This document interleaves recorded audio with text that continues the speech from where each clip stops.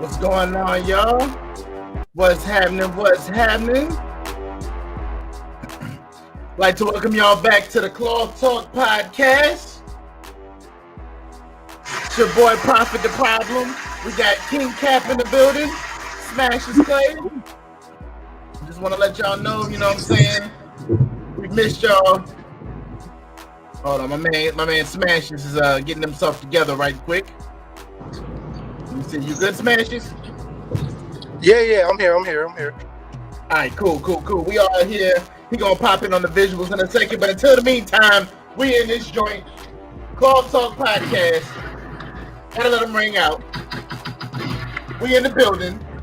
Whole squad, minus a few, but it's all good. We here to talk about what's new.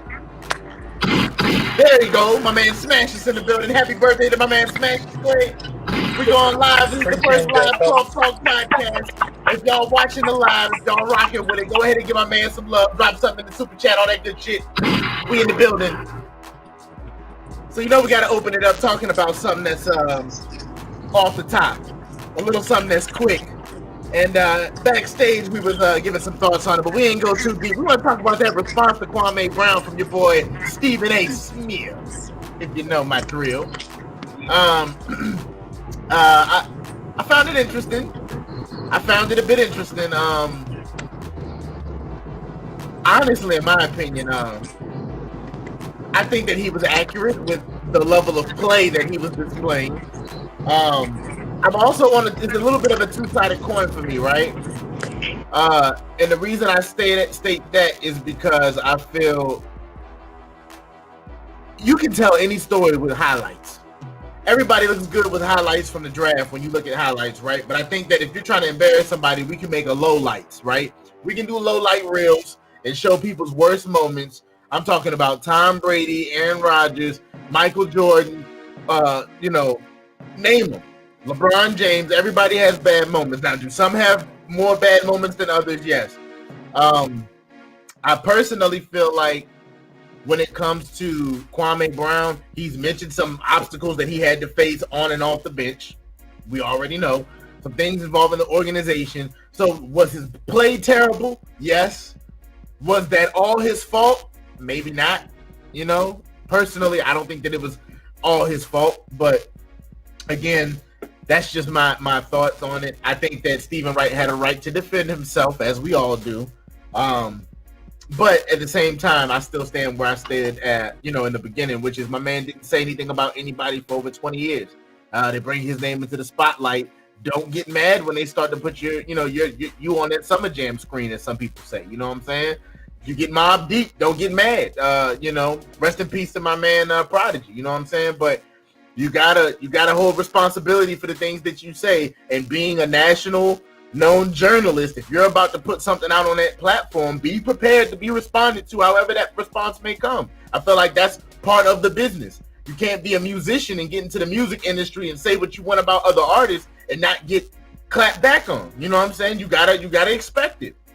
And nowadays the response is 24 to 48 hours or nothing. It's not the 90s no more where you can give them 4 or 6 months like Nas and drop an ether. Nah, we need that back to back. We need to know what's popping. So instant gratification is the cause of I think these quick responses, but at the end of the day, I think they all need to own responsibility and take accountability for the things that they said.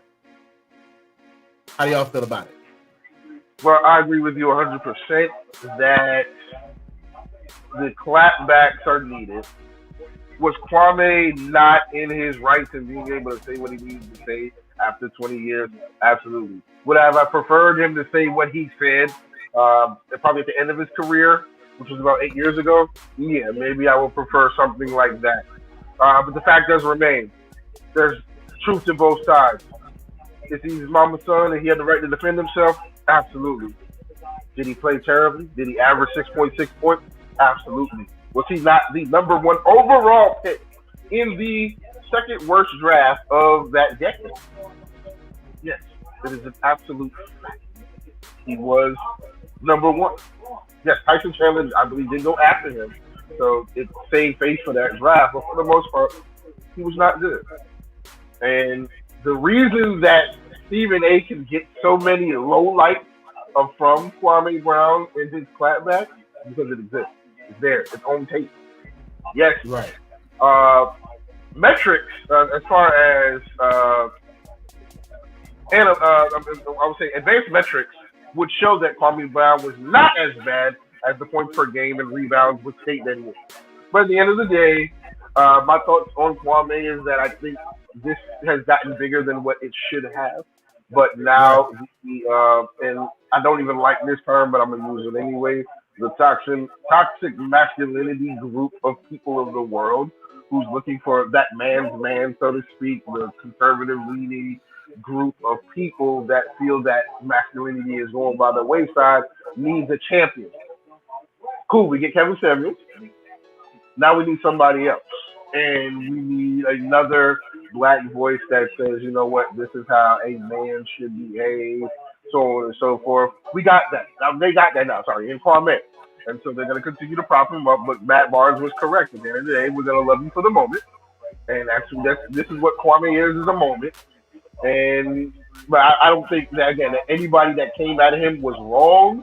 I think the only thing that was, I guess, out of bounds more so is how Jack and them were picking on him during the Genie Bus episode of All the Smoke. And the Gilbert Arenas one was at the end really strictly about basketball. So it's just if we can keep it on the court and it not get to doing something bigger than what it is, then that's my thought. What you got, Smashes? What you got? I agree though, because I feel like for Kwame to be a number one pick, right? All right, cool. He did 12 years in the league. It's like he had numerous opportunities. It wasn't like he played for Washington. His Washington stint was all he had. He played for several teams that believed in him and saw something. He just didn't pan out to being what he needed to be. Because, all right, cool. The Washington situation messed up his confidence, right? Cool. Right. That happens. But then after you leave Washington, you go to another situation. Your confidence is that low once you go to the next situation. Like your mental as an NBA player is that low. Because if that's the point, you wouldn't have lasted 12 years. You wouldn't have went from team to team. Right. You would have just, hey, yeah, I don't want to do this no more. Number one pick or not. Like, give me Jamarcus Russell vibes a little bit sometimes, bro. And it's like, but he didn't say anything wrong at the same time. A lot of what he was saying about everything, I feel like he dragged it on a little too long. That first week was cool. Now it's like, all right, bro, find something new to talk about. Gotcha. But and that's what if everybody else is still going to talk to him in a sense and make videos about him, comment on their shows about him, it's like they're keeping him relevant at the same time. Because the best way to stop somebody's relevancy is to just stop talking about it. I agree. In my opinion, that goes back to what we were saying last week. Is it a moment or is this a movement? You know what I'm saying? Are you about to do something with this platform that you got? Because platform because last. And like I told y'all, if you look back on his YouTube, he's been doing this for a very long time. It's not like this just popped up. He's been making videos about different types of things on his YouTube for a while.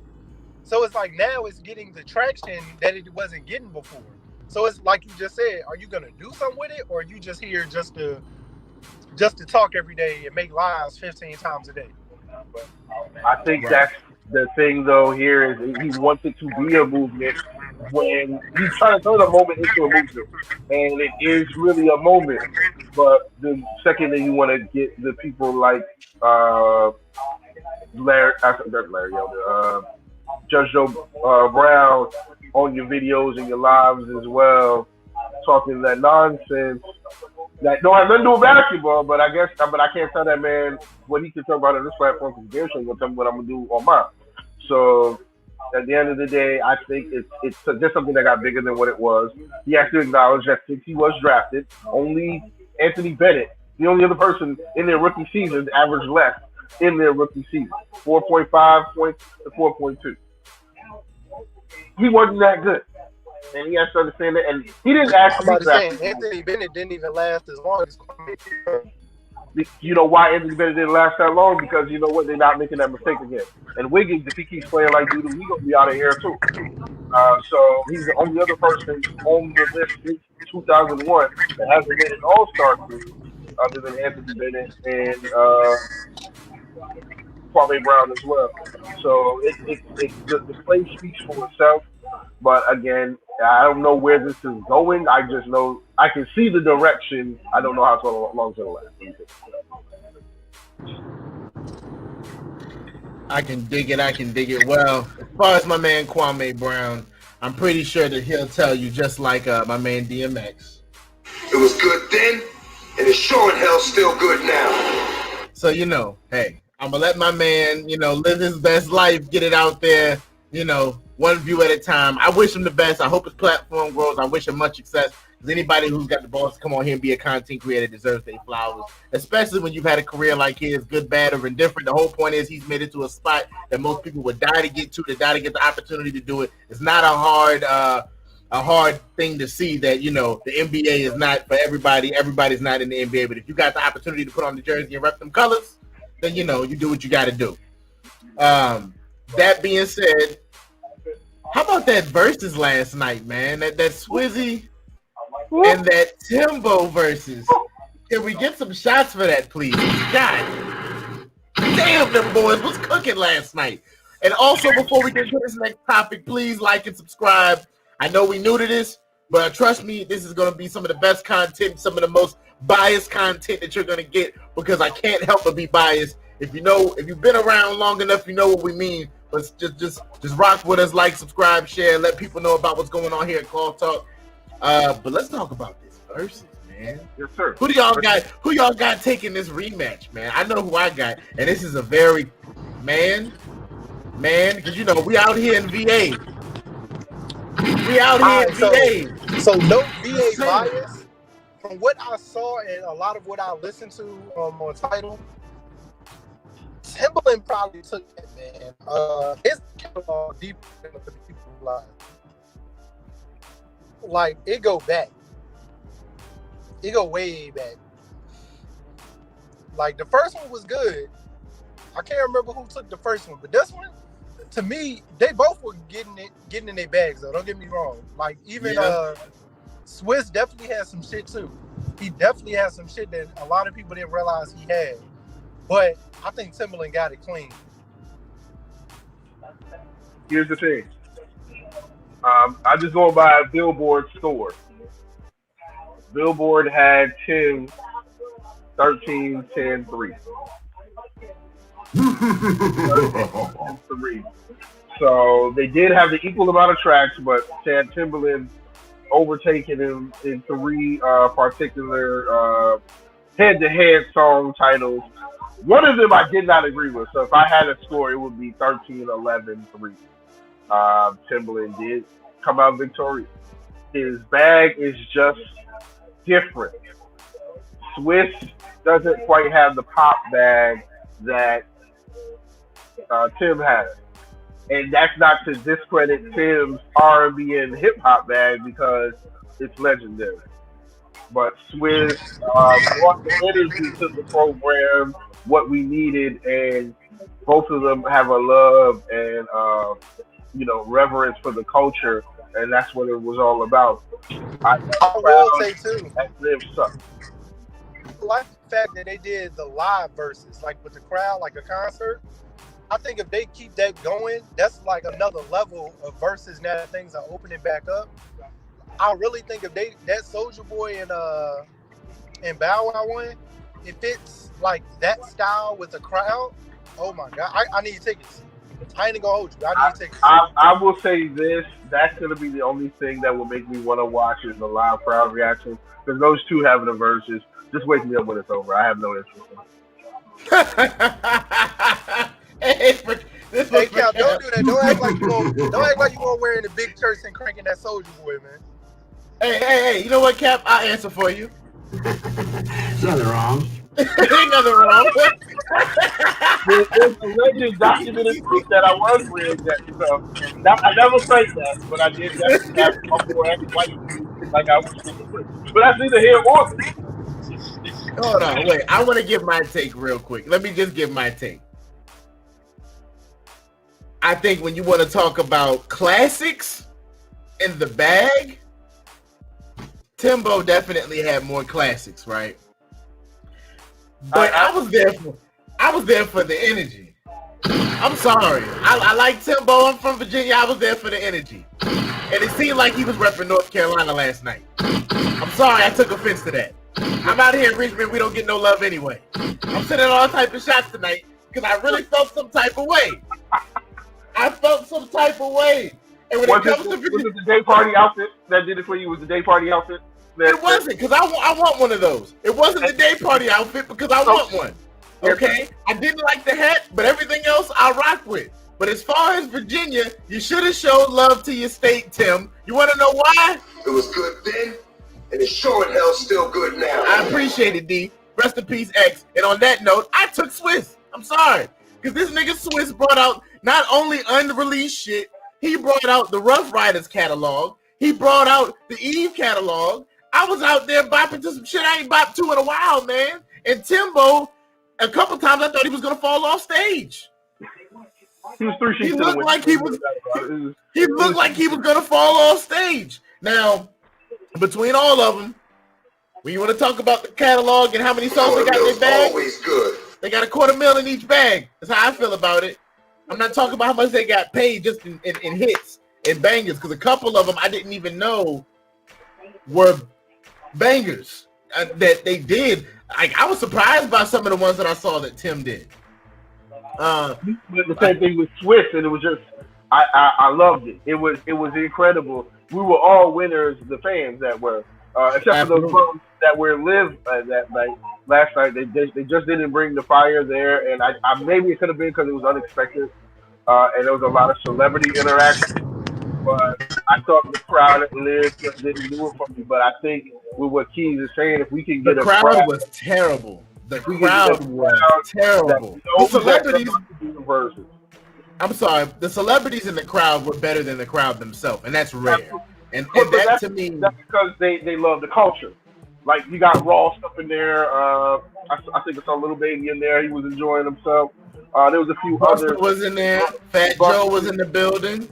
They love, but they all live out there too in Miami. So that's another thing. And I've been to Live, and Live was a lot more live when I went than it was when I saw it last night. But see, that goes to a different conversation, because that's when you're in the club and there's no celebrities, everybody thinks they're important. Everybody wants everybody to think that they're having a better time than everybody else. So that, to me, that's just a part of a front, but not a part of a front. When you're in an event like that, you're never going to be the mainstay or the spotlight, even if you're the baddest bitch in the building, because they ain't come to see you.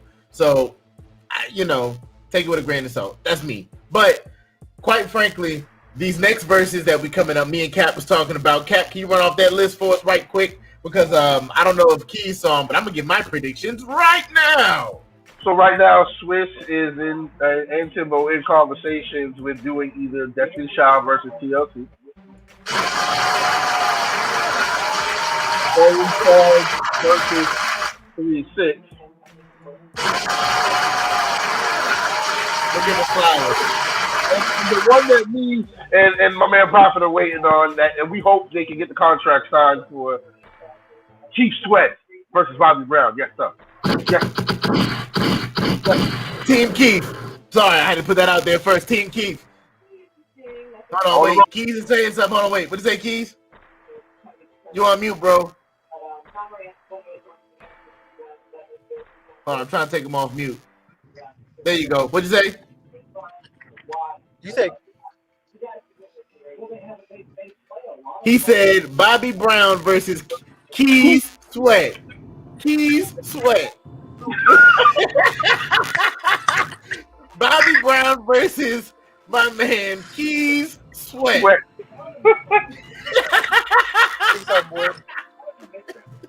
they be throwing panties at the TV, boy. Man, listen, that is going to be an event that you're going to wear your good linen to. Your good linen. To the living room. To the living room. No, I'm going to be. I don't know. I want to go to the show. I want to go to the show. Because it's going to be in Atlanta. Because I know that's where they're going to be at. Because I know that's where the old players like to be. I'm going to be in Atlanta with my good linen on at the Phillips Arena. Or I'm gonna need some my body on your body action from the LSG catalog, because if it is going down, let me tell you. but when that new edition catalog comes about, you already know it's gonna be something fire. It's gonna be something banging. It is, but let me tell you something, Mr. Telephone Man didn't make me remember 5110024. Just saying, when you hear those numbers, when you hear the numbers, I gotta bring it back. It was good then, and it's sure in hell still good now. It absolutely is, X, and I'm gonna say it to this day. Man, you know what? Look, I'm telling you, they play the right song out there, you're gonna have couples out there talking like this. I'm saying, I want a mango. Exactly. Yes, sir. Yes, sir. We going down the clock, Tom. It's not a game tonight. It's not a game tonight. Hey, Keys. I told Cap that, man, that they dropped the right amount of songs. There's gonna be couples out there talking like this. I'm saying, I want a mango. They gonna be out there ready for the world.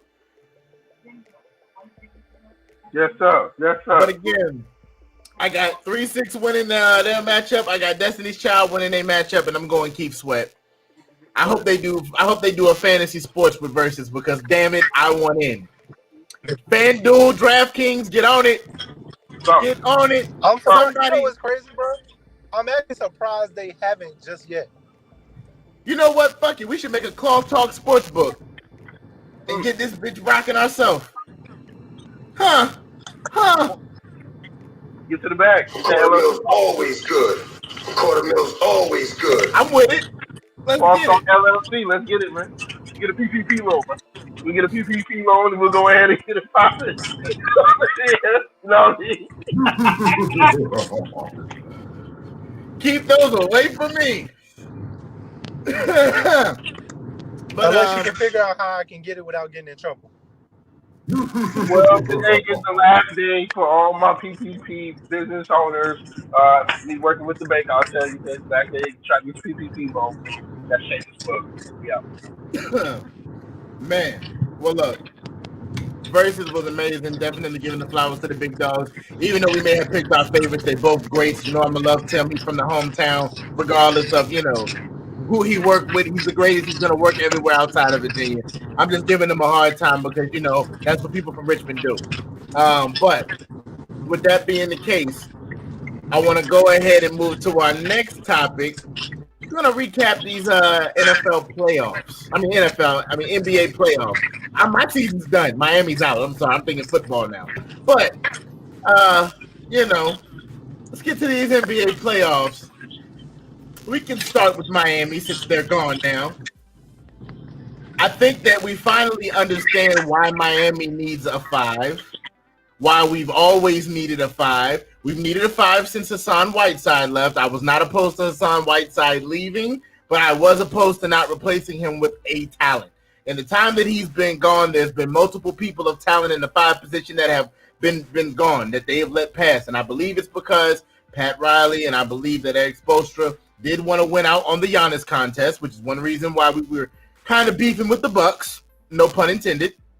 We lost out on the Giannis contract and that sweepstakes.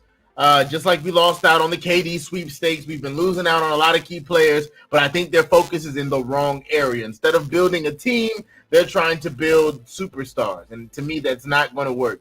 You're not going to get the Splash Brothers out of Tyler Hero and Duncan Robinson. As creative as they are, as great shooters as they are, nobody's worried about the shooters when they can get the offensive rebounds. Where are the boards? Nobody's getting boards. Nobody's crashing the boards. Why are we not taking the shot when we have it now? Why are we trying to drive the ball at all costs? Why are we passing the ball 7-8 times before we actually know what we're trying to do? Also, why is Jimmy Butler holding on to the ball for his dear life when nobody else is passing the ball? Because when Jimmy gets it, the world stops. It's that LeBron and Cleveland factor. When the world stopped when LeBron got the ball and he had to play offense on his own. I don't want to lose Jimmy Butler, but I feel like it can easily be done if you don't get him the support that he needs. Kawhi's contract is up. I believe that we're going to try to make a play on him because that's the type of thing that we can do. 5 is desperately what I would like to make a play for, but I feel like Kawhi would make a good enough a difference where we could at least make it another round or two in the finals if we had a player like that of his caliber on the team. I would like to see us get a 5, not just in the draft because the draft is unsure unless it's a first-round pick like Zion. I believe that you would have to get it in free agency from somebody who's proven, somebody who's hungry, somebody who wants it, somebody who's trying to have a breakout year. I'm only speaking this in depth because it's my team. It bothers me to my depths, and I am blood pressure high salty about the Bucks. I do not want them to go far. I'm sorry. That is my bias. Fuck how you feel. Just saying. Bad guy. Villain laugh. But real talk. I believe we just got exposed, man, and we didn't play like we wanted it. We got into the playoffs, and then we just looked lackadaisical. So that was my take on it. How y'all fellas feel about that bracket? Oh man, to be honest, I agree with you wholeheartedly. To be honest, I think the biggest part with Miami was last year they were, because of the pandemic, it helped them a lot. And I think, like you said, this year they got exposed. They really need a 5. Bam Adebayo is not it. That's just my opinion. He's a 4 at best. He's a great 4. But he's a below average 5, and I don't understand why they keep trying to stretch him. Yeah. Hey, Cap, go ahead. I gotta grab this. Hold on. Well, I was gonna say that in this instance here, I'm just looking because while I don't get to follow the Heat as much as I would like, well, really all the teams are trying to get better with being able to do that. In what I did see in the 3 times that they, assaulted my New York Knicks over the season and these playoffs, their need for a big man presence. They need length. Not really necessarily just a 5. They need length. And it's not just, it has to come from outside of Bam and Dwayne Dedmon. They needed length. And they're not going, and their need to want to hold on to what they needed to hold on to, I think if they had James Harden, they would have beaten the Bucks. I'm sorry, I can give up Tyler Hero and 2 firsts for that kind of get that package to be able to go ahead and not even have to give up as much as the Nets had to give up. The Nets were desperate, but I think that Pat could have brokered a deal to get them Harden and probably parlay that into somebody with length, so that they could have been able to go ahead and get to the proper side. I believe you guys are going to be in play for Kawhi. But the question is, do you really want somebody that's a ball stopper like Jimmy Butler, who literally, if he gets the ball in the front court, nobody else is touching that basketball unless they're going for a rebound? That's the question that you guys want to have to ask yourself. And can him and Jimmy Butler coexist? Possibly, but I don't think 2 alphas are meant to be on the same team like that. I think you have to have an alpha and a high level beta to be able to go ahead and win the title or be able to contend for the title. But Miami has a lot of thinking to do. They got at least a chance to do it early now that the exit is out. And even read at the sports beat, a lot of the Miami sports beat feels that this may have actually been the best thing to happen to the Heat, is getting this first round drubbing so that things can, change. Say, hey, look at what we have and see that this isn't working. We didn't come close to the Eastern Conference title the way we were supposed to. We got to make some changes.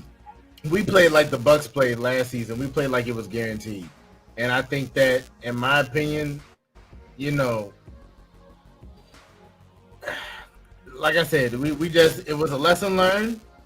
I hope that I'm anxious to see how we approach the off season. I think this is the first time I've ever been excited about a Heat off season, really. But this was embarrassing, just as a fan, to be honest with you. The rest of these brackets, though, to be honest with you, I'm kind of on par. I feel I'm going back to my predictions from last week. Let me grab my notes. Hold on. So I can keep track of my, predictions or lack thereof. Let's see what we got. All right, so Utah leads 2-1. So far, that's on track. Clippers tied it up 2-2. I said it was going to go to 7 games. Mavs going to take it in 7, so that's still on par. Denver, I got that going to 7 games with Portland. So far, that's on par. Phoenix and LA, that's not on par. I said that the Lakers were going to win that one in 5. That's going to go to 6. I'm going to say that. I'm going to change my prediction to 6. Of course, the Sixers and the Wizards got the Sixers winning that 4-1 so far. Wizards do not have that opportunity that I gave them yet. So maybe it comes this week. Who knows? The Knicks, I had them beating the Hawks in 7. That one's a bit shaky, but Quite shaky. We'll get to that. Crazier things have happened.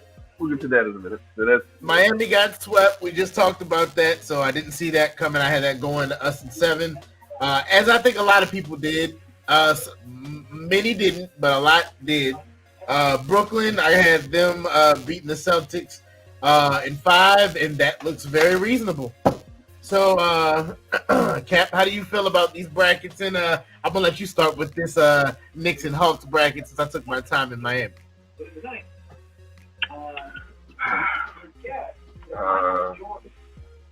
I don't get it.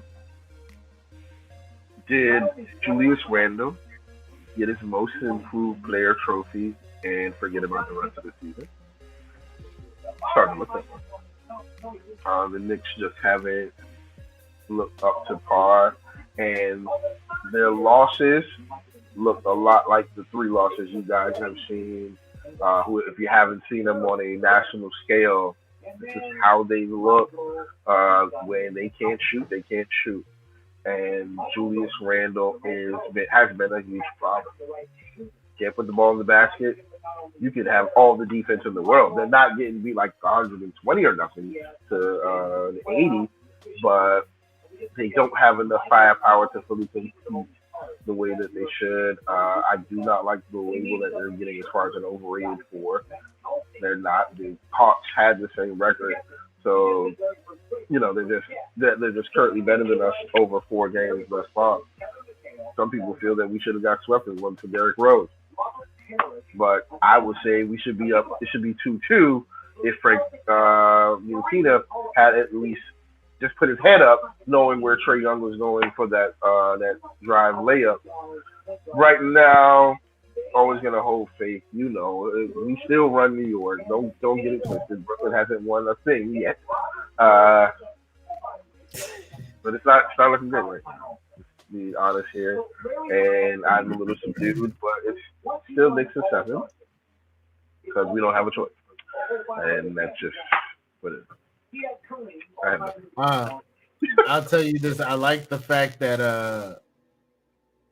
hold on one second. Let me just check with him. Oh, his connection dropped off. Hold on. I'm gonna make sure he's good first, and then we're gonna continue. I was gonna be honest with you. I gave the Knicks the joint at 7. I feel like my prediction could waver, but only because, at the end of the day, it is the Knicks. I'm not going to sit here and act like I had all faith in them because it was them going to that round and then them losing in the next round to Philly. Now, I still think Philly goes to the next round, whether they get Atlanta or New York. I don't think that Philly's going to fall short. Right now, they're my favorite with us being out. I don't have faith. Okay. They cannot beat Brooklyn in 4 games. I will say that. They're not going to beat Brooklyn in 4 games. Can they win a game? Absolutely. Can they win several? That series is going to 7 games. They are not beating Brooklyn 4 times. They can beat Washington 4 times. They can beat us or Atlanta 4 times. They cannot beat Brooklyn 4 times, and that's the name of the game, and that's what these I think they can. Is it probable? Yes. No, I mean, is it possible? Yes. Probable? No. I'll give it 7 with those two, but I think that Philly can beat Brooklyn. I got Philly coming out over Brooklyn, and the reason why I say that is because coaching. The coach that's on the bench, I think that Doc Rivers with the Clippers was like I Doc think Rivers. I mean, would you say that though? Because my thing is this: what made them different than the Celtics? Was it the fact that his coaching changed, or did the students become less teachable? Because the thing is this: you got a different era of basketball. You got a different mindset of people coming into the game. Loyalties are different now than it was back then. How long did players stay with a franchise? But how long did a franchise commit to a player? Everything changed. But the way that he coaches the game is going to remain the same. And I think that he's finally around a group of guys that have been through the ringer enough to be coachable to where as long as it makes sense, as long as it's good coaching, what are we talking about? I just think that they never thought he was going to be the guy for the job with Paul George and Kawhi Leonard. And it's unfortunate. Looks like they've lost everyone here. So I'm here. Still. I was still on my bad. We're good. I was gonna say that. He was always gonna be the scapegoat for that particular situation.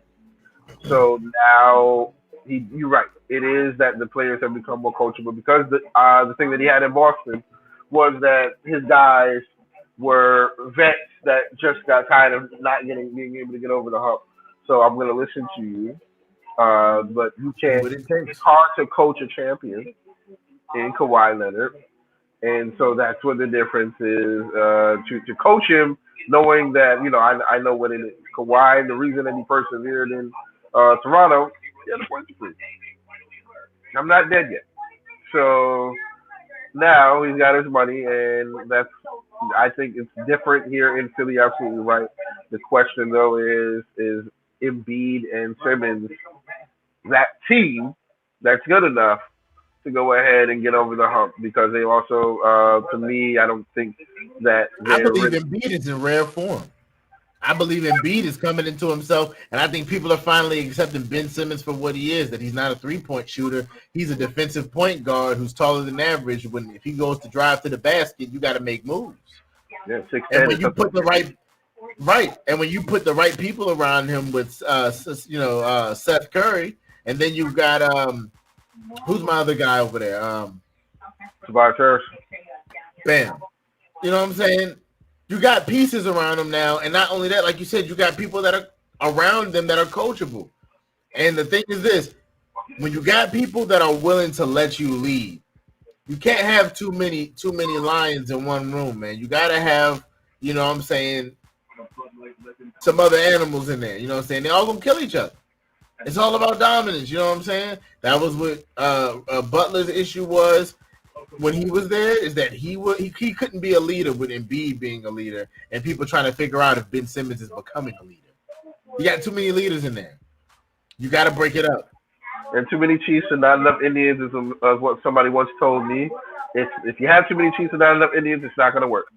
And so you got to be able to go ahead and, take that outside role, so to speak. But I think I do like what they built. Like I said, they've been built to get at least past these 2 rounds that they have to get through.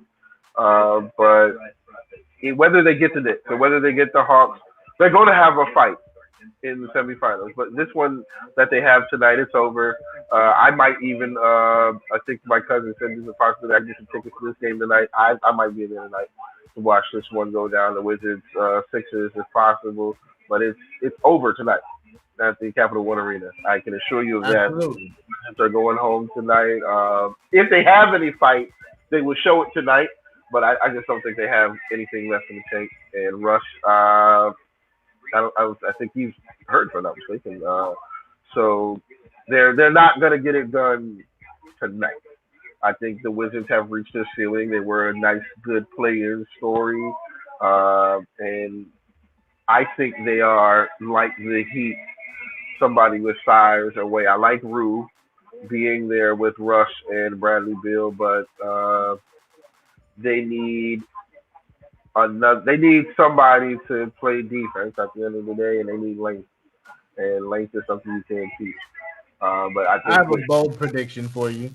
they're gonna get it I done. have a bold prediction. So you know how Steph kind of created a wave of twos and ones coming out of nowhere because everybody wanted to be the next Steph Curry or the next Dame Lillard or Russell Westbrook. I think we're about to see a wave of fours and fives because of the lack of. Kind of like how in the NFL you're starting to see more fullbacks coming back We and less I, big we running have backs. we have a problem with that. But here's the issue with why your prediction isn't it's plausible. It's got to start at AAU. AAU is now teaching people that three is always going to be better than two. Mathematically, it is. But if I have to teach the 60-year-old that he needs to be in the post and not jacking out shots, at mid range all the time, or going into things, it's what they're teaching the big men now, and it's what sports writers are allowing to be taught, so to speak, as far as saying, hey, I don't need that big man if he can't shoot. Damn if he can post up, or damn if he can rim protect. I don't need all of that. Well, see, the reason why I think it does start at AAU, but this is why I think that it'll be a change, right? All it takes is somebody to get the right person on the right team, right? Because they're in the game, I believe, but the point is that nobody sees their talent for what it is.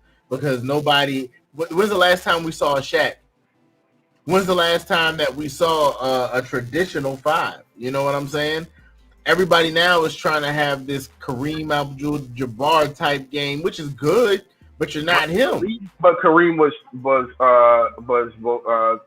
two-way player as far as you're not dunking on him, and you're not going to get a shot up off him. And he really only had the sky hook. He was not shooting mid range for real like that. He was Zion. Essentially, he was giving you those 9-foot buckets, and that's just what it is. And that's the thing, though. Like you said, he was a two-way player. How many two-way players at the five are you really going to get? Because Gobert is very limited, is limited offensively. So you have him. Joker is really only that five. Well, he's really a four, but five that is going to give you those two-way buckets. It's just going to be hard, and I think we just have to get, that train of thought to kind of bring ball back into where we were when we grew up in the 90s and the early 2000s, when you needed that five, when the Kings needed Scott Pollard, they needed to go against Shaq and things of that sort. You needed the Kimbe to say no. You needed him in that paint presence. To what the Sixers were when they ran roughshod on the East in the early 2000s, it's hard. But going to like the other brackets outside of just the Sixers one, because like I said, that Sixers Wizards series, in my opinion, is ending tonight. Even though things do happen on holidays when games are played that we're not used to, so the Wizards may blow them out by 40 points. Who knows? I think that Jazz Grizzlies matchup tonight is going to be a good one. I think Memphis responds from Saturday night. I do think that this series is going 7 games. The Grizzlies should have won Saturday night, but the muscle of Utah is just too much. I do, as a number one seed, I don't think they have that same mystique that Philly has as a number one seed. Philly, to me, for the most part, has earned it all year as far as being the best team in the East. But the number one overall team, being the Utah Jazz, being the number one team in the West as well, they don't feel right to me as that number one team. And I feel that if they don't get tripped up here in the first round, they're gonna have to go against Dallas or the Clippers, and they're gonna get exposed by one of those two teams. I'm gonna tell you what, this year has showed the NBA one thing, and what it has shown the NBA. Hold on one second. Kill this right quick. I think that's causing the issue. I think what it has shown us is that size matters on your team. We can't win small anymore. Look at, you know what I'm saying? Look at Dallas up against the Clippers. Dallas is a bigger team. They're showing that. And I think that, like I said, Paul George is going to give a damn good display in this first round because he's pandemic P. He doesn't want that. He wants to be playoff P. Show us. And I think that that's what he's trying to do. But the issue is just that, you know, you are who you are. And I think until you get yourself, and I only say that because I don't think that Giannis is the player that everybody makes him out to be, but he's got great pieces around him. You saying that because of your Miami Heat bias, or are you giving an actual take? Okay, I'll give it. Hold on. Shots have been fired. I'll explain. Okay. So, and we got smashes back right in time. So this is why I say I don't look at Giannis being the player that everybody thinks that he is, because he wasn't the standout player in the playoffs. He was the one that, I put it this way, if we locked everybody down and let Giannis take over the game, we would have won. That's my first thing. And the reason why I say that is because when it comes to Giannis, he has the attention on him, but who's making the shot? Forbes? Drew Holiday is taking the ball down the court, running the team. Lopez is, getting the buckets under the basket and putting them back up because Bam ain't playing, up close. He's also not taking the ball to the hole and taking that 10-foot shot. So when the shots come off the rim, who's right there? Lopez. Okay, cool. Now he gets stats. Absolutely. I'm not saying he's not a good player. I'm not saying that if he wasn't on Miami, that would be a great thing, because it absolutely would be. He can play, but I don't feel like he's the guy when the pressure meets the clock and the game is on his shoulders. When has he ever been that guy? Because I can tell you when Jimmy Butler's been that guy. I can tell you when Chris Middleton's been that guy. I can tell you when D Rose has been that guy. I can tell you when Russell Westbrook has been that guy. I can tell you when Dame Lillard has been that guy. I can tell you when Pandemic P has done that in the game. When it's came down to, in important games. But Giannis hasn't had that moment. And that's why I say he's a man, he's a product of his support, but he's not the guy, to me, that everybody paints him out to be. I believe that he's been put in the position to be that guy. All right. So I tend to agree with you, actually. I'm not gonna discredit. Yeah, I'm out of love. Hey, I'm sorry, I'm out on love. I'm not gonna discredit you. I was having a conversation with Coach Jay, another member of Crosstalk for the newer viewers and listeners here. Coach Jay, me and him have a conversation, and we were talking during the Heat Bucks game 3. And I said, Giannis infuriates me at times. I love watching him play the game of basketball, yet I hate watching him play the game of basketball at the same time. I can't sit here and watch somebody I just finished giving over $200 million to for the next 6 years not make 2 free throws. Granted, at the time, Milwaukee was up 11, but that's irrelevant. Any chance that I get where my guy who's making $200 million should be making free throws, he should. But he did pull my coat to an interesting theory. A lot of dominant players, which Giannis at times can be pretty dominant, miss free throws in key moments.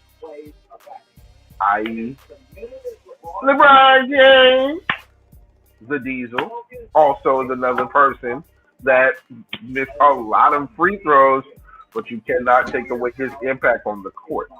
So is Giannis going to ever be that complete player that us, the fans, want him to be? No. Is that going to define his career? No. Is he still a great player? Absolutely. Still a great player. And so at this juncture, I think there's levels to his greatness and what he can and can't do. He can drive and slash all night. Do I trust him to shoot a 13-footer? Probably not. But that's just something he needs to work on because there's times where he shows greatness and he can light it up, shooting, slashing and dashing, slicing and dicing, as the great Walt Clyde Frazier would say, prancing and romancing, and he can get that done. Then there's times where he looks pedestrian, and like what you said, your theory, they lock him up. The team that is, can he save them and get them out of water when the rubber meets the road? Is he the dog that you would name? Because you would name them some dogs. And when you think of Jimmy Butler, Russ Westbrook, cats like that, those are dogs that I'm going to fight you for the last point. I'm also thinking about people that have shot their teams out of games. Being who they are. So at the end of the day, I don't think we're going to get to that perfect player because those same dogs that you name for the most part haven't won titles. I'm thinking about dogs that have won titles. There are many. And like I said, that's why I'm concerned about that dog that resides in the Staples Center with the braided hair. Not really, I don't know. I need to know where his head's at as far as what the Clippers are going to do. But that's either here or there. Well, but a lot of those realize they actually do need a third or a second. Like Giannis honestly needs a second. He doesn't have a second. If you want to be real, Drew Holiday is stepping up big time. I'm glad he is. I would say Brent Forbes, Chris Middleton, and Drew are all stepping up like a second. Middleton's more of a second than anybody. But you realize after this first round, they're probably going home like normal. 9 times out of 10, Milwaukee's going home next round. And you know what? You know what I got to say to that? Nothing wrong. I'm happy about that. I know you're happy. I'm aware you're happy. It's nothing wrong. But you know, they do what I believe is the consensus with that is do they need somebody with star power? Because when we look at Chris Middleton, I believe he did make the All-Star team, if I'm not mistaken, but he doesn't have that je ne sais quoi, so to speak. Why we have the 2-star system in the NBA going on. You are not going to win a championship if you don't have 2 premier All-Star types. Miami, excuse me, I sneezed. Miami only got to that Eastern Conference Finals because of the pandemic. They didn't win the championship. So to win the championship, and it's why the Lakers are in trouble. I ain't gonna lie, even for us last year, we were just,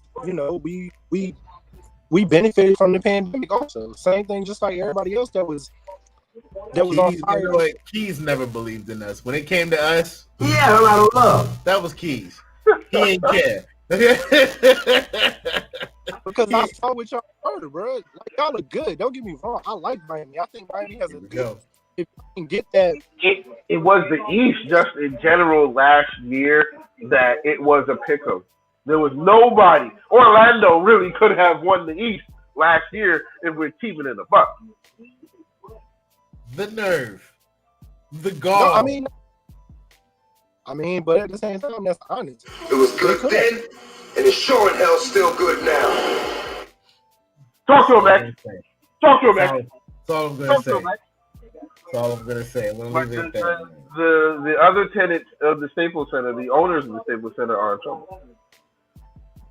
The owners of the Staples Center, I'll say it again, are in trouble. I agree. We know why. Is AD hurt, or is he just out for last game hurt?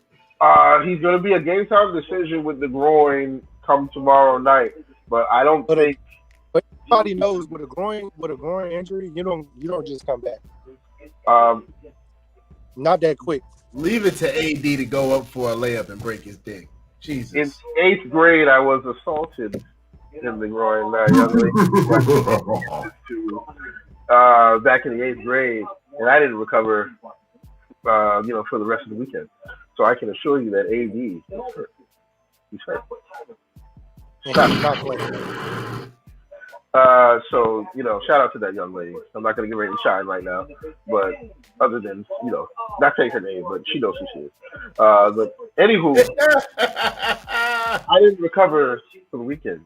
But AD, and AD's Mr. Glass. It's who he is. He's Samuel Jackson. He is Mr. Glass. You touch him, it breaks. And that's just what it is. And so I hope that he's good to go for Game 5, but I think pushing him out for Game 5 is rushing him. Take this L on Tuesday night, so y'all can come back stronger Thursday. And But do you honestly believe we can beat him without AD? Oh, absolutely not. I think no. See, wait. I think you can. I think the only difference between last game and what would possibly be the next game without AD is that y'all didn't game plan to play without AD. Y'all's game plan revolves around him. It doesn't revolve around LeBron. So, oh, my man Technique is in here. Let's see what we got here. Hold on. Bam. We got some comments here. He said that's why he's scared to play 5. He's fragile. Absolutely. Absolutely, that's why he's scared to play the 5. I agree. Because, let's face it. You put him at the 5, that goes back to what we said. You now have to be a physical 5 and play aggressive. Right? So, you go out there and got to play aggressive. You already know what's going to happen. You're going to get all broke up. And when it comes time to get that contract, yeah, I'm out of love. You out of here. We don't want you. So, I'd rather say this. I still think y'all can do it. I just think it's going to come down to, overall, if they game plan right without AD. I know LeBron's going to be in a better headspace. He didn't like how last game ended. Space Jam comes out this week. Last game he was supposed to win. He's going to do it now. They got to sell tickets. And LeBron's. They CGI'd his hairline. My man is ready for war. You had to go there. You couldn't. Yeah, I'm a man of the cloth. I can't lie. I'm just saying. But I think that the Lakers July 16th, Space Jam, July 16th, right around the day before the finals. Yeah, man. Shout out to Space Jam, Childhood Treasure, Toon Squad, Mom Squad, all the legends. Whoa, that froze on a real crazy picture of Keys. Oh. Hold on, wait. If you listen to the laugh and look at the picture, screenshot it. It's already there. He's a meme. What would you say in there, Smashes? You still on mute, bro? Just realized there's a lot of noise in the back.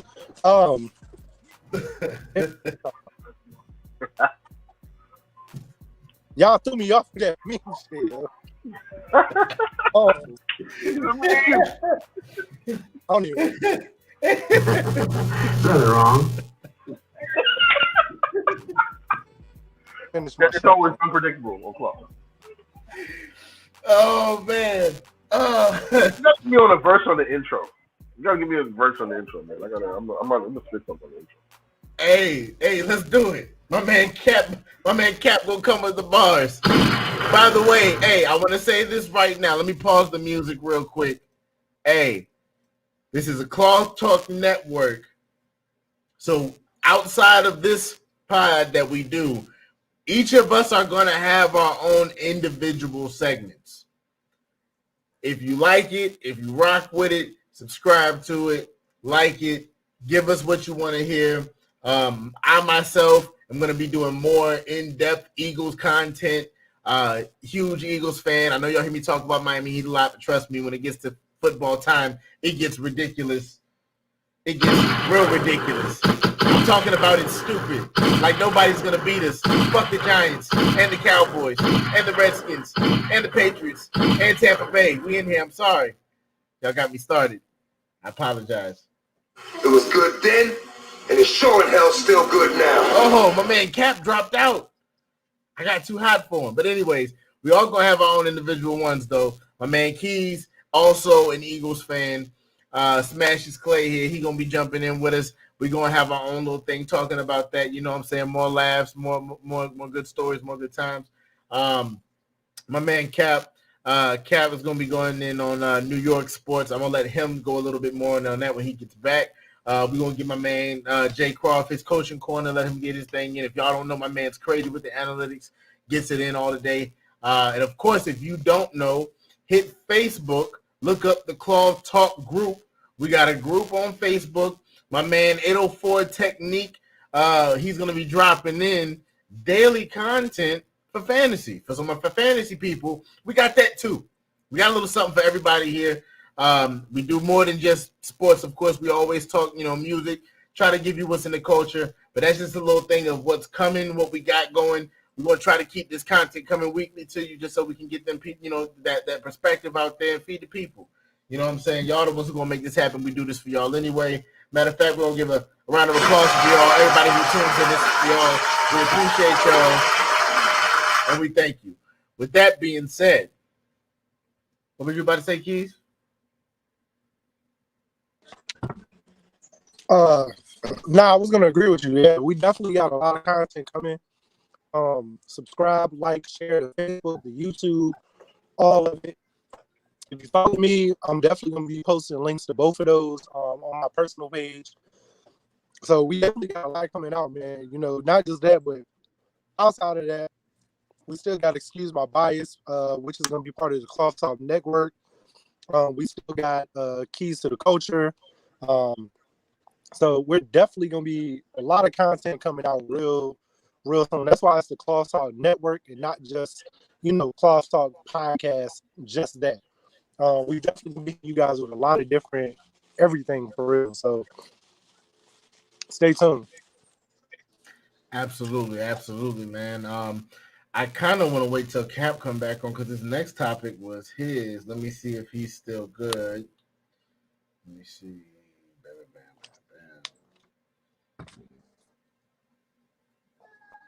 Cap.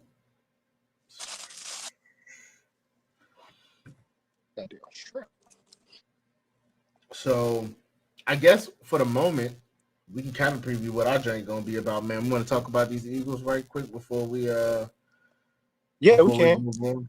Yeah, because the next thing we want to talk about is going to be Cap's topic, and I don't want him to be left out on that. But man, we looking pretty good right now, man. We moving Jalen Reagor in the slot. I like it a lot. I do. I think that Devontae Smith is going to be an amazing addition to the wide receiver room. I really want to see what our next free agency move is going to be. I think it should be in the backfield for defense, specifically in the corner position or the safety position. I'll take either one. Either we got to start addressing that defense a little more. I mean, the offense is coming together. I don't have high expectations for them offensively, but with the offense being so young, they got time to grow together. If we get some solid veterans defensive wise that can come in and contribute, just like we got Kerrigan. Kerrigan's not what he was with Washington, of the past, but he's very serviceable. He can come in, do work, interchangeable pieces. I feel like defensively we have to do the same. Absolutely. Because like I said, the offense is going to come together.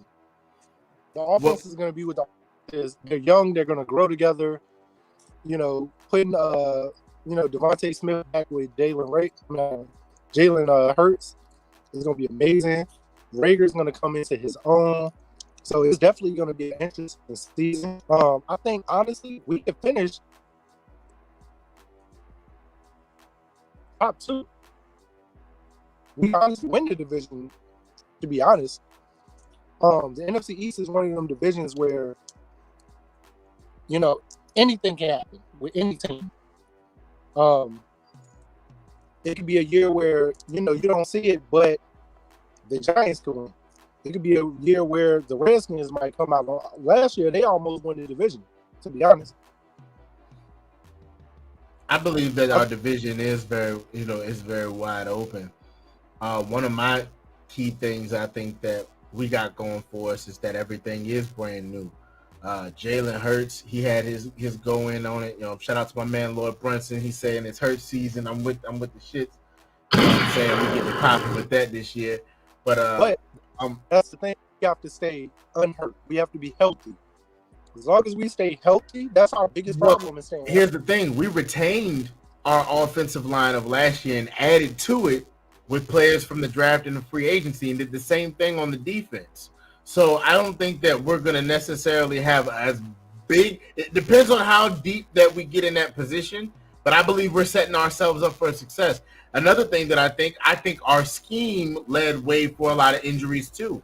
Let's face it, Jim Schwartz was not the best defensive coordinator.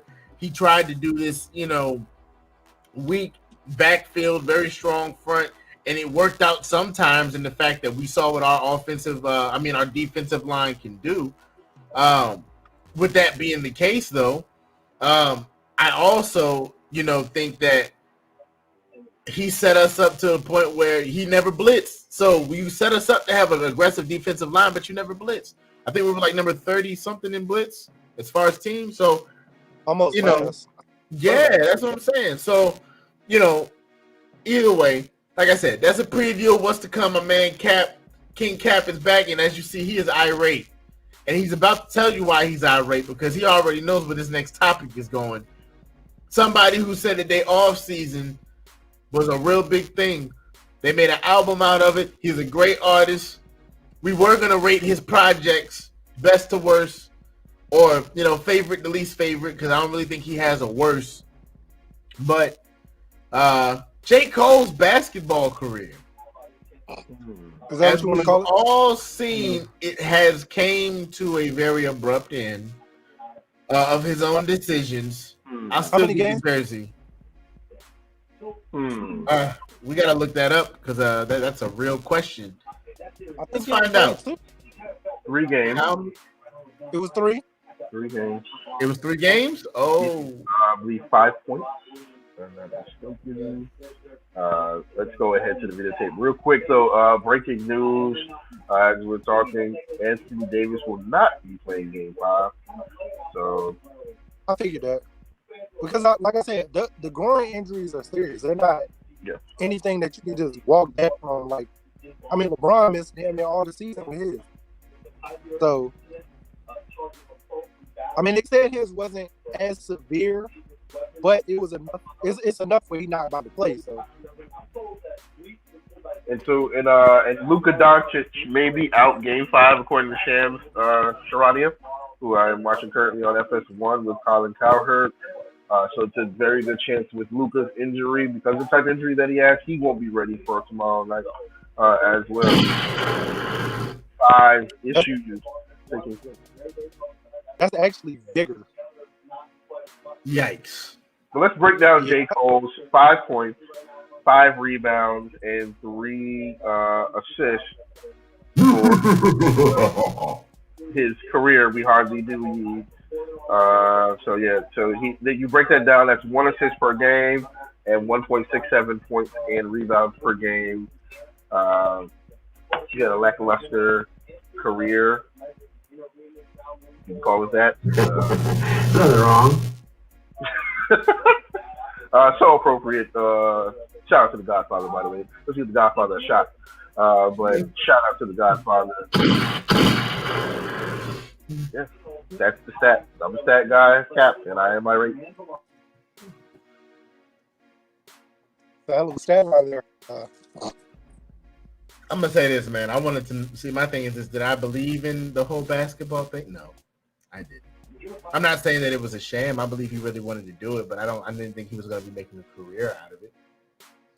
I believe that once you get enough money, you can pursue your dreams, whatever that is, and people do it when they get money. That's exactly what he did. What he wanted to do: play basketball. Drake created his own league.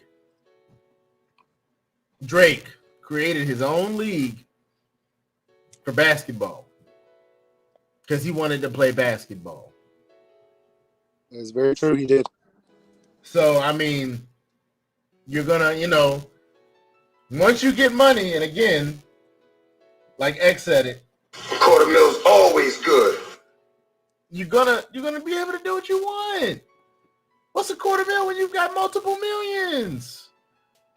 Not just that, but like you can kind of do what you want. Like, I want to own an island. I can go buy a fucking island because, goddamn it, I have the money to do it. I have the time. Let's take it to a more petty. Let's take it to a more petty level here, though. Smashes. I show up late for practice. We're gonna find you, and I'm J. Cole. I'll pay my fines in American money. like, let's take it to a more petty level. I mean, in Rwanda, he was probably God. So, yeah, it's definitely very feasible. Oh, they probably sold hella tickets. Bruh. They advertised Cole. Regardless Well, I of mean, his one of the back- players came out and they were, like, angry that, he, without really, like, a formal training or anything of that sort, got to be a part of this basketball league. He was supposed to actually play 6 games. He only played 3. So he had a 3 to 6 game obligation. At least he got to fulfill the obligation part. But again, 1.67 is not going to cut the mustard. And I'm sorry, it's not it. Well, like I said, I'm glad that he went back to music, because as far as his music goes, It was good then, and it's sure in hell still good now. last album was worth it. I liked it. All season was everything that I think it should have been. He's had some projects that I haven't been so happy about, so I was worried about this one. But I will say that he definitely puts his feet in the cement with this one. I think I like it. I think it's a great imprint on the game, especially nowadays. I do have another topic here before we let it go for the afternoon. Did you guys have anything left on J. Cole before we move past Jermaine? Jermaine Cole. No, I'm good. I ain't got nothing. All right. So my last thing is, who do you think wins this Aaron Rodgers, Julio Jones sweepstakes? It's a double question here, but I kind of threw it all into one because I feel like, nobody's going to get both, but somebody's got to get one or the other, or both. Somebody is going to get both. So, and it's the team in Las Vegas. You think that the Las Vegas Raiders are going to take Aaron Rodgers and Julio Jones? Let me say this, because again, every question deserves an answer. So the answer to the question is yes. I say that because should they? Yes, they are the best team that I feel that should be able to take full advantage of getting them both. Julio should not. Nobody should be giving a first round for Julio. I love Julio Jones.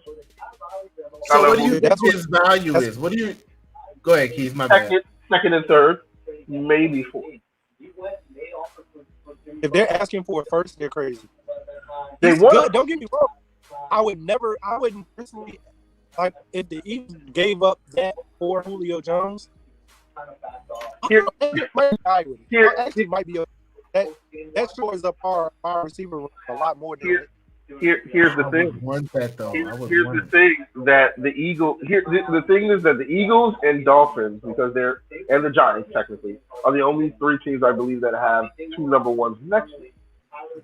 Where if you lose a number 1, you can give either the one that the other team is going to give you, because Philly could just give them Indianapolis' 1, and that's going to be a low. That's going to be a low number 1. It's going to be about 25. That's too much. I still say that's too much for Julio. Or you can give them that high too, because you guys aren't going to be that good this year. Yeah, when you have multiple, it's not a stretch when you got multiple number 1. It is for me because you could use that number. I'm sorry, this is just to speak for Philly. I think that it is because you're going to use that number 1 to add to a wide receiver room that's already okay. We don't even know what scheme we're running.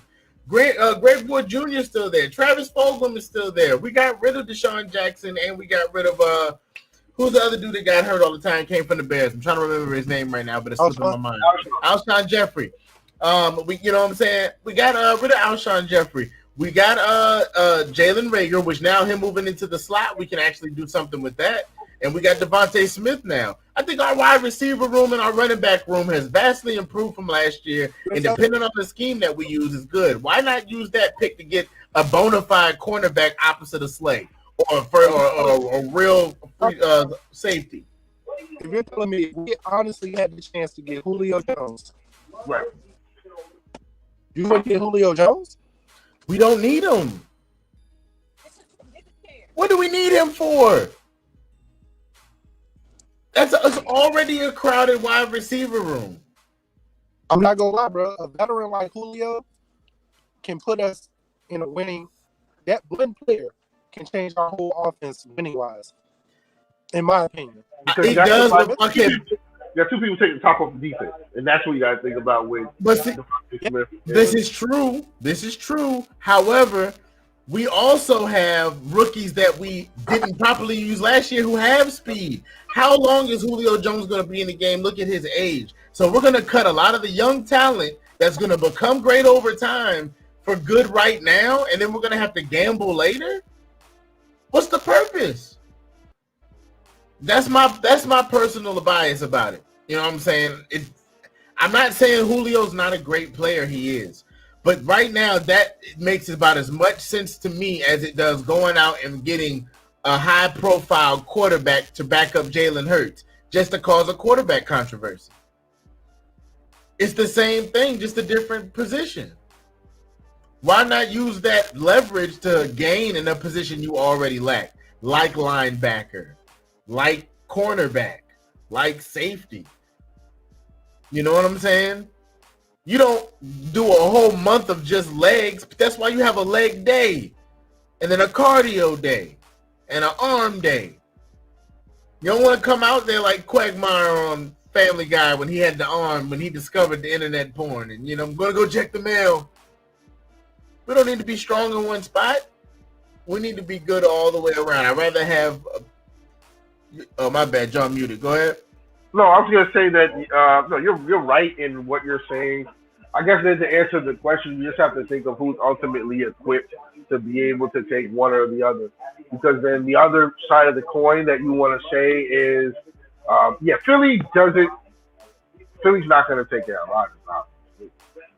So then you got to think about where Julio can go, and Julio, to believe it's the Raiders rather, or Rams is heating up. Because you just got to think of where do we need a number one wide receiver that we're willing to give up a piece of the future to get him, because we got to win right now. And the only thing that the Rams have left are their 2023 first rounder or 2024 first. So they have to give a future first rounder for Julio Jones. Raiders can give up their one right now, and again, because if the Raiders give up that first rounder for 2022, they're going to be in the playoffs with Julio Jones. You're not going to lose with Julio Jones. But for them to get the quarterback, they got to swap quarterbacks, and they're going to have to give up first round. I think they will be totally content with giving up Derek Carr, and Derek Carr will be just fine with Devontae Adams, and he will be somewhere that he's not used to, and that's the player. I think that you can just get rid of them. I think Green Bay should be able to get Vegas' next two, and be fine with being able to. You have to wonder: do you want to win now, or do you want to go ahead and build a team that's going to be a bully later on? That's the concern here, and that's what I think. What my team, the Giants, is trying to do. Like, you know what? Try free agency. It's not going to work. We just want to go ahead and try to rebuild with the talent we have. Miami is the only other team, honestly, that I say could get them both. But if they can use somebody, it will be Julio Jones more than they can use Aaron Rodgers. I don't think we gave Tua enough time to really show us who he is. I don't think 10 games, I don't think 6 games is enough to say if he's going to be a bad quarterback. And he actually has a winning record as a quarterback as well. So we don't want to discredit that. I think for Aaron's sake, it's going to be somebody in the AFC West, or I can even see somebody possibly like my dark horse is Detroit, saying, hey, you know what? We made a mistake getting Goff, and we can go ahead and get rid of him because we have a first round pick now that we can attach to Goff and give it to Green Bay or so on and so forth. It depends on what Green Bay ultimately wants, and they need to. They're gonna want somebody to replace Aaron Rodgers for the long term and not the short. So that's I don't personally feel like he's there that Green Bay is going to do any business with anybody in the NFC because they're not going to want to play Aaron Rodgers after they know what his capabilities are. Unless they're given Aaron Rodgers is going to be a Packer at least for another year, at least. I think he is. I think he is going to be a Packer because he's tied to them for at least 3 years. So. You know what? If it wasn't for his most recent history, I would have said that the Texans would have been his best landing spot. But I don't think that Green Bay wants. Yeah, I was about to say I don't think that Green Bay wants to take on. I don't think that Green Bay wants to take on those media problems because it's not like Michael Vick. This is kind of some serious Bill Cosby type stuff. So I don't think they want that bad press. The Texans are kind of ball and chain to it. However, with that, I think Deshaun's gonna come out on top of this person. But the problem that the Texans have is not just that. It's Green Bay might be willing to take that on if it was Aaron Rodgers, Deshaun straight up. Houston has to clean up the mess Bill O'Brien created, and that is obtaining first or second round. He was worse than Kevin Costner drafted. He was just giving them up their future early. So they don't have a first round pick for the next 2 years now, I believe, if I'm not mistaken, because of Bill O'Brien. So now the idea is I have to clean up for that mistake. The only way Deshaun Watson is going anywhere, if you're including him in any equation, is if you're getting a first round, at least 2 first rounds for him. But with Julio to me, at age of 30, is not worth a first round pick. I would say mortgage your second and third rounders, definitely. But I'm not giving up a first round pick for a 30-year-old wide receiver, even though he has shown durability for the most part. I would not be giving my first round pick for a 30-year-old wide receiver. That will be me as a GM. I'll retract one statement. I know I said that they're not going to deal with nobody in the NFC. If they were, and these are my teams that I think that they would choose from, the only team that I can see them doing this with, which would be for a first-round pick and an even quarterback spot, would be the Seattle Seahawks. If it's not going to be them in the NFC, then I think they're going to go to the AFC, and it's either going to be a swap with the Jets, the Patriots, or they're going to try to make a move with Las Vegas. Everywhere else just doesn't make sense. I think Vegas is the obvious thing. I say this with you when you just said about Seattle. I forgot. I apologize. Julio and Seattle talks are heating up because they're willing to give up their first for Julio, which I think is a mistake. I think that's because they're trying to make Russell Wilson happy. But you can use that first later on to fix up the problem that he's saying that he's having with his tackles and his guards and so on and so forth. My thing is this. Go ahead, Smashes. If Julio goes to the Seahawks, that's gonna be him and Russ together. That's gonna be Russ is pushing for him and DK Metcalf. Bro, Julio and DK, but just having Russell throwing to both of them with Tyler Lockett on the spot, they're not going to be beat. You said what? No, with Tyler Lockett in on the slot, they're going to be very hard to beat. And they already were. To be honest, they already were last year. Adding that offensively it's going to be amazing. But it's what they all have to give up to Atlanta for Julio. Well Atlanta wants that first round pick. That's all they want. I just don't think Julio. If you have multiple, like we talked about before, I think of. But if you have multiple, giving up your only first round pick, I don't agree with it. Unless you're in a win now type of situation. Yeah, but I mean, I apologize. I take that back. They actually the Seahawks don't have a 2022 pick, but they are willing to give their 2023 and anything in 2022 as far as past the first round because they lost their first round to the Jets for Jamal Adams. So they're gonna do what they can, but the talks are heating up according to ESPN. So the Falcons just won a first.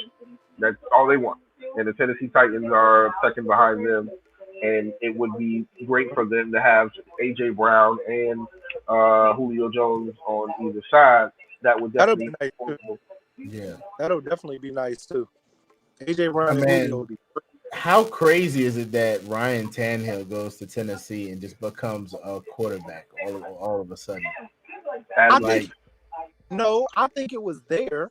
I think Miami is a horrible situation for a lot of players. Tua's going to go through the same thing. I think Tannehill problem in the beginning was it was his offensive coordinator and it was his quarterback. They weren't what he needed. I mean, No. I think we lost Keith for a second. I think Miami. He's correct in what he's saying in regards to Miami not being a good quarterback destination. He is right about that. But I do think this does fall a lot on the players that Adam Gase has. We're actually going to see this with Sam Darnold, I believe it or not. I think he's going to have a decent season, almost breakout like, but it's going to be something to be seen when it comes to somebody like Adam Gase. That this guy is a ruiner of quarterbacks, but he was once considered a quarterback whisperer, so to speak. But we got Smashes back.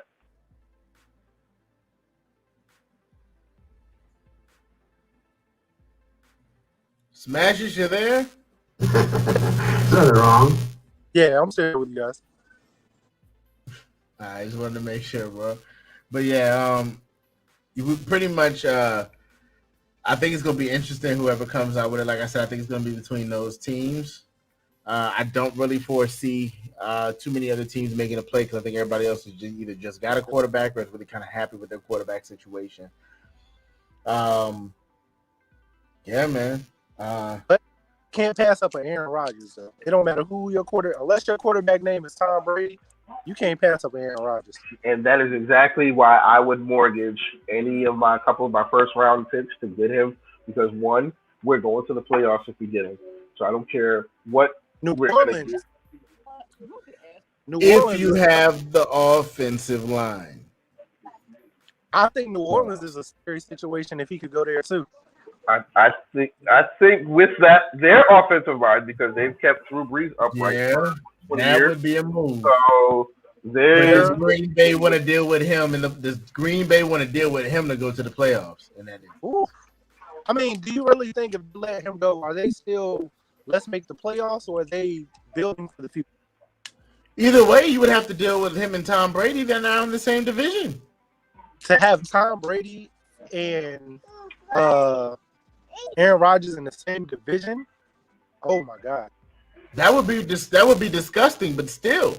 But it's Yeah, only it's going to last 2 years. And that's the thing about it. It's going to be the greatest 2 years in pro football we'll see because for those 4 games, if not then including the NFC championship, it's going to be incredible. I think having them two, I think New Orleans needs to pull the trigger. It's just I don't think they have a first to do it. Well, Aaron Rodgers already has expressed interest in Las Vegas, so that's interesting to me. Well, he pressed up at Vegas and the Rams, right? Yeah, but either way, you can express interest who you want to. It ain't up to the player; it's up to the organization. So Absolutely, these because things- that's the beauty of it. And about football, bro. And I know Atlanta is thankful that at least tomorrow after tomorrow rather, they can trade Julio and it'd be less of a cap hit, so to speak. It goes from 23 to 15 million, and that's going to give them cap relief. If they do have to absolutely get rid of him and find somebody else, they'll be able to on the open market. Because that 15, like you said, that 15 hit way better for them or another team. If I'm a GM, I'll take it. Yeah. And I'm going to get it first. Oh, yeah. Yeah. We can go ahead and get rid of him. Absolutely. And I think that's Well, what Julio was trying to force their hand, and that's why he did what he did on Undisputed last week to see if they can push him sooner so they can take a bigger cap hit. But we go. well, I'll tell you this, man. It's definitely interesting. I know we got a few games tonight. Again, please like, please subscribe. We appreciate everybody who tuned in. I'm your guy, Prophet Problems. This is, of course, Cap, King Cap, and then we got Smashes Clay down here. Please look out for the individual shows that we're going to have being put out through the Claw Talk Podcast Network. Not Podcast Network, but the Claw Talk Network. It's definitely something that we're trying to get up and going just for y'all, man, just so we can have some real talk. Aside from what you hear on ESPN, Undisputed, all the little mainstream, sports joints, they're not really little, but, they echo the same sentiments. And I feel like what we bring to the table is something a little different. And occasionally we hear it on the sports networks the very next day. So we like, why not get ahead of the curve, right? But y'all got any final thoughts before we close out the show, fellas? Lakers going to win the world championship. I do have a little Cap closing remarks. Two things. First and foremost, one, I do want to make sure, because with the Crosstalk, we touch all facets. Real quick, I want to give this gentleman his flowers. I was talking off camera with Prophet earlier about him. LL Cool J. We don't talk enough about him. James Todd Smith, the once self-proclaimed GOAT, deserves his flowers in both the hip-hop and movie game. So please, let's go ahead and give an honor to Mr. James Todd Smith. Listen to a track today, if you will. And number two, I'm damn sick of these fans acting a fool, making it bad for us because we haven't been in the building for a year. I was literally with my cousin watching my beloved Knicks play the Wizards on March the 10th before the world shut down. So I know what the beauty of being in the stands was like. Let's not act a fool and throw things on these players. I don't care how much money they make. Let's keep it respectful.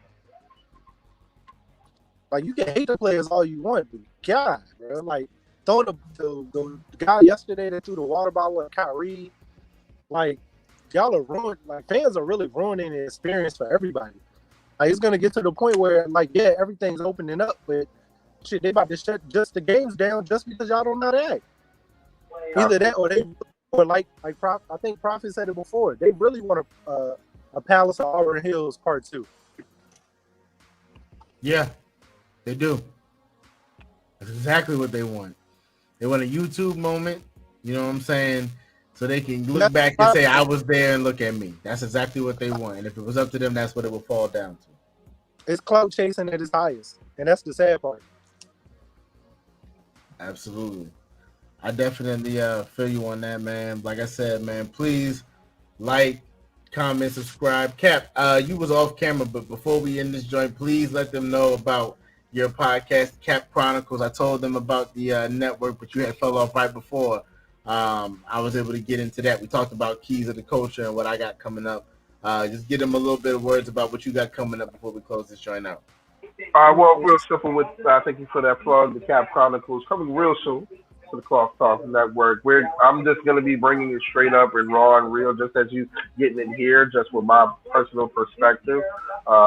Sometimes it may be a one-man solo endeavor, but most of the time I do intend to have guests on and give their perspectives. I want it to be unfiltered. I don't want you to sugarcoat nothing when you come on to my show, because you will be talking to the smartest man in the room, and I know when you're bullshitting. So we want to go ahead and keep it funky all the way 100. He knows. You can hear it. You can feel it. Cap Chronicles coming real soon. Real soon. Again, Smashes, did you want to plug in Keys to the Culture one more time? Y'all already know, man. Keys to the Culture podcast. You'll still catch me audio version on that other platform. I'm drawing blanks right now. Then visually, I'll be able to bring have guests on. Hold up, late edition. Oh, wait a minute. It was good then, and it's sure in hell still good now. Oh, my man Jay Croft is in the building. He popped in just to tell us about that. Excuse my bias. Yeah, I don't know. All right, make sure. Yeah, man, I told you I would try to get in at some point today. We was just about to wrap everything up, man. And you popped in right when we was talking about these podcasts coming up, man. You go ahead and talk to the people for a minute, man. You know what I'm saying? We've been on here for about 1 hour 30. You know what I'm saying? Okay. Sorry for my tardiness. Look, I'll give you my quick hits. I got Milwaukee going to the finals. You feel me? Yo. What I tell you? I told you, no boys. Hey, yeah, you're gonna shoot it. Laugh. Yeah. I got Milwaukee, man. I think they got something for Brooklyn. I think the Lakers will be fine. I'm sure Keys does as well. But I think the Lakers will be fine. I think Braun will pull it out by itself. I think he put the whole series out by itself. Not by itself, but without AD. And then he said when it comes to LeBron, they're gonna ask him how he won. He gonna look at the mic and tell him this. I'm saying I want a mango. Man, out there getting all this stuff. I think Braun knew, man. He said, look, if I get 2 games, then we got who? Denver or Portland next round. AD ain't gonna play that whole series. I think he can be fine without AD that whole series. How AD rushed up for the Western Conference Finals, get Utah or the Clippers. And I don't know. If we got Denver next round, I think we will need AD just for Denver. It's debatable. I think y'all got enough size. You got Drummond. If we got Portland, Gasol, you got Trez. You got Kuz who can play big. I think dropping bombs on him. I think you got enough size without AD that you can make it happen. So I think AD, they're just gonna rest him. Say, hey, get the conference finals. Get ready for the finals. I told him, man. I think they'll game plan without AD, and be able to make it work. I told him I think what caught him off guard this time is that he went out mid game and they didn't game plan a game without AD. So they were shocked in the third quarter. That was exactly. You can look at the fourth quarter. They was back to normal. If they would have played the whole game without AD, they probably would have played like they played the fourth. And you saw my man Isaac O'Day out there talking trash to Crowder. You about you boys, man. Get him, Isaac. He got hops, ain't it? As though they can jump. High as hell last time. Hold on, 1 second. Yeah. But yeah, man.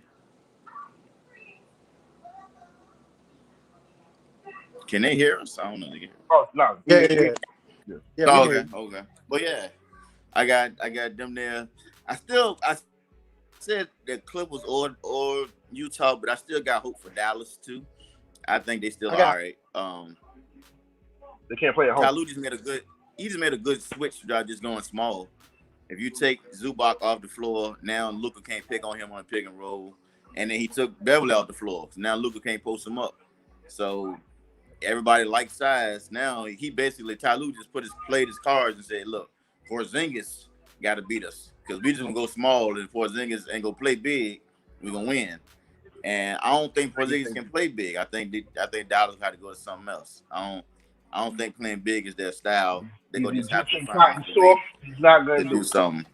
He's Egyptian cotton soft. He's not. I know Porzingis is there. He's not going. I don't like calling him soft. It's just not his style. He a jump shooter. He's a jump shooter. He's just like Dirk. He has a finesse game. You talking about Chris Snaps? Chris Snaps. That's what you're talking about. I wouldn't even say like Dirk though, because Dirk could get grimy when he needed to. Dirk can get funky with the best on, but Dirk could get grimy when he needed to. I've watched Kristaps, and what I wanted him to be, he didn't turn out to be that way. Neither still now, as far as watching him with the Mavs, and I'm not even going to be salty, but I will. In regards to that, I just don't think that he's going to be the guy that's going to carry the Mavs to the next level. But I think they're making a mistake, and I just saw it now. Luka is playing Game 5. He shouldn't be playing Game 5. But that's just my opinion. You know what, Cap? I think that's your personal bias against him because he's no longer with the Knicks. If you ask me about him, Hold on, speaking of the Knicks, can I speak on the Knicks? Because I picked the Knicks And I think this is the only series that What? John, but wait. Series I'm gonna get wrong. Guess who didn't pick the Knicks? I picked the Knicks, man. Hey John, you know what I got? You know what Cap got to say about the Knicks? You know what I'm gonna tell him? It was good then, and it's sure in hell still good now.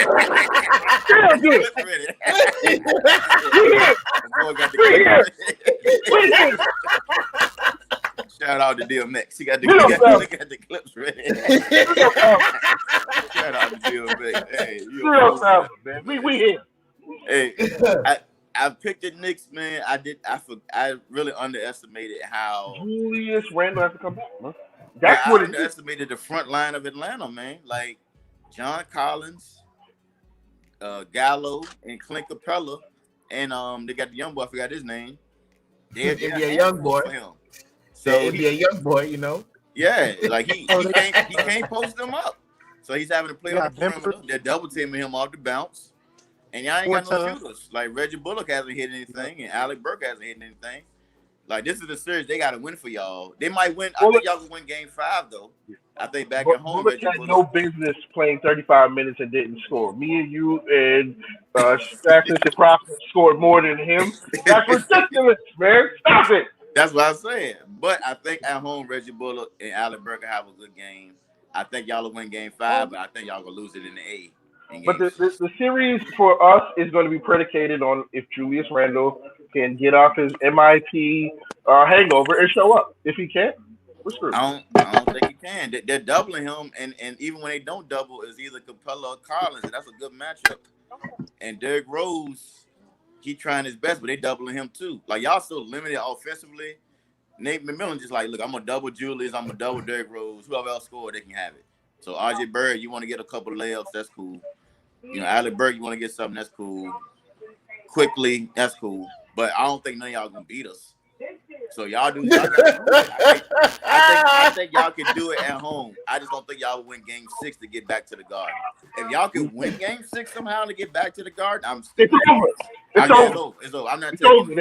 I don't care nobody. In Game 7 in New York. They can put Tracy Morgan and Spike Lee in the starting lineup. It's over. If they I don't think y'all. I got you, Cap. I got you, Cap. With a victory. And you know what else I love? I was telling my wife about this. I love about this series. It's like a clash of hip hop culture. It's like Fat Joe and Busta Rhymes and Diddy and 50 Cent in New York, and then in New York, and then in LA. I mean, then in Atlanta, it's Quavo and Lil Baby and 2 Chainz and Gucci and all them and Boosie. It's like a clash of cultures of New York and Atlanta. 95 Source Awards when Outkast. And I love it. It's like the Source Awards versus they stuck their nose in hip hop business that day and became relevant. And I appreciate it. That's a great caveat, real quick, Cap. The sideline action is the best in that series. Jay Croft, I gotta ask you this versus last night, Timbo and Swizzy. We gotta talk about it. Because we brought it up early. That was one of the first topics. I thoroughly enjoyed it, man. I had it on my phone, so I couldn't join the chat because I'm on Instagram. I would lose the feed when I do that, so I couldn't join y'all chat with that. But I thoroughly enjoyed it. I just wish they did it somewhere other than Club Live. Club Live was a little too cool for them. I just wish they did it in like an actual concert venue. They should have came to Pop. The club venue is like you ready to dance. Pops, my nigga. Yeah, he said Pops. People.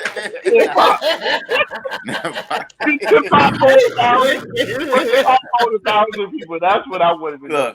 Look, if he could have won a game, they could have did it in the Heat Arena in American Airlines, but I think they were depressed, so they just said that. Go on to Club Live, bro. They said go on to Club Live. I think there was too celebrity involved for people didn't want to enjoy themselves because celebrities were something of the sort. You can tell it was a select crowd. I know Keys has stated something like if they do the Bow Wow, Soulja Boy, if they have a crowd there, I think it's going to be good somewhere like in Atlanta. If they have it there. They're doing Bow Wow and Soulja Boy. I thought Bow Wow and Soulja Boy, did they not sign on? They just have that's an interesting battle. If they don't do it live, I don't want to know about it because I don't care if they do it live. If they don't do it in front of a crowd. Hey, Soulja gonna wipe the floor with that boy. Yo, look. Big Draco gonna take it from Bow Wow. I'm sorry. Boy, the older move. Boy, Soulja wipe the floor with that boy. Hey. I don't like the little nigga, but I think so. That little nigga might take this boy. Hey, So man. Talking about Shad? Talking about Soldier's a not legend. Chad. You talking about Shad? Soldier's a Shad legend. Moss? BG. Soldier He is a wanted to be legend. shy, but he couldn't. So yeah, Soldier can break out the white glasses with the letter on them. Hey, Just look. say Soldier Boy. Look, I'm gonna say this. I'm gonna say this. All of that won't beat one thing. Bobby Brown versus Keith Sweat. I'm team Keith Sweat. I'll be there. I'll be there. I'm team Hold on, Keith Sweat. You said Bobby Brown versus Keith Sweat? That's they're talking about now doing a Bobby versus. Brown gonna smoke him. Talk to him, coach. Bobby Brown gonna smoke him, man. Bobby Brown got hit from I want a 79. mango. Kid. Bobby got hit from he was 8 years old. Bobby No. gonna smoke Keith Sweat. He gonna bring out New Edition. He gonna bring out Ralph, and he gonna smoke him. And let me tell you something. You forget. Yeah. You forget. Keith Sweat got features, and he also got LSG. They both got Johnny Gill on the catalog, and Gerald Levert. Talk about it, Prophet. And Gerald Levert. Look. You know what? I know why this is. This is the bias. This is the bias. No, because he hoping he bring out Ja Rule. That's what it is. He hoping he bring out Ja Rule. I'm gonna tell you one thing to shut it down. Shut it down, Prophet. I know you'll get Listen. bored. That's it. That's the last song right there. That's the 20th. They bring out Ja and shut it down. It's a wrap. But look, this one shut it down. Bobby got 2 movies on BET. Keith Sweat ain't got none. Bobby got 2 movies on BET. It's over. Not one, but 2. He got 2. He got classic interviews. He got classic interviews. He got classic acceptance speeches. It's a wrap. Bobby gonna smoke him, man. Hey, You don't want nothing but Bobby. you got You gotta put Bobby up against like who's another bad boy R&B that Bobby could go against. No, I think honestly though the matchup is perfect because they were singing about the same thing in just different ways of getting to the point, and I think that they do styles make fight, so you got to put them stylistically together. I think it makes for a great verse. Yeah, you gotta stick with the era. That's what I'm trying to think of his era. And that's the thing, because like the same thing I think when they did Brandy and Monica. Yeah, they're not the same singer at all, but stylistically it made sense to put them against each other. Cap did a good one. He said LL and Buster. I think that one would be a good one. I think it'll be fantastic. I would want to see that. I want to depend on the crowd. I don't know. If the older crowd, that's why you got to do it in New York. You got to do it in the tunnel. You got to do it in a grimy, gritty place where hip hop can be appreciated. But Buster's stayed more busy lately, so I think Buster gonna get that young crowd.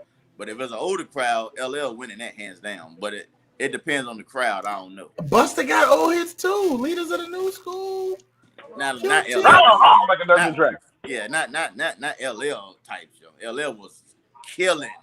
I mean, yeah, that was the Drake of his time. I understand that. Killing. So that's correct. It depends. It was definitely an appropriate way to describe this James Todd Smith. It was Drake of his era. Mm-hmm. Man, but yeah, man. Yeah, man.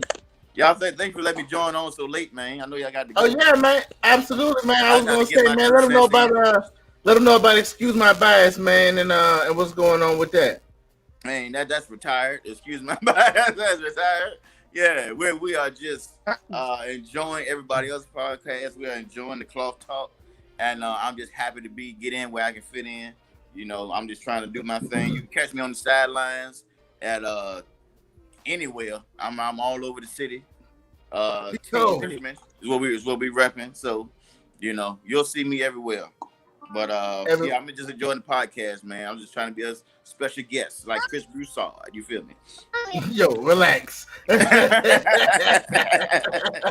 This your show, Skip and Shannon. I'm just trying to be like Chris Broussard. I just come on once or twice a week. You feel me? Man, well, look, again, for all those who came in the middle of the show, join the show, please like, subscribe. We doing this for y'all again.